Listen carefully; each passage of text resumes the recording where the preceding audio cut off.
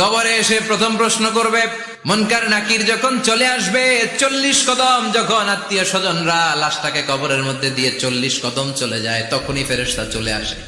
এসেই পরীক্ষা শুরু, মার রব্বুক, তোর রবের নাম কি? আমরা বলবো রব্বি আল্লাহ। দ্বিতীয় প্রশ্ন, ওমা দীনু, তোমার ধর্মের নাম কি? আমরা কি বলবো?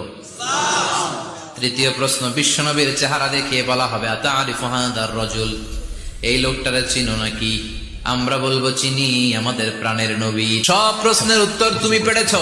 ফায়ুফসাহু লাহু কবরুহু 70 যিরান, আপনার কবরটারে 70 হাত লম্বা করে দেয়া হবে। ওয়ায়ুফতাহু লাহু বাবুন ইলাল জান্নাহ, আপনার কবর থেকে জান্নাতের দিকে দরজা খুলে দেয়া হবে। ওয়ায়ুলবাসু মিন লিবাসি আহলিল জান্নাহ, জান্নাতের 2টা রেশমি কাপড়ের পোশাক এনে আপনারে পরিয়ে দেয়া হবে। আর বলা হবে, নাম কানাউমিল আরুস, ঘুমাও। তোমাকে লম্বা সময় পাড়ি দিতে হবে, ঘুমাও। কানাউমিল আরুস,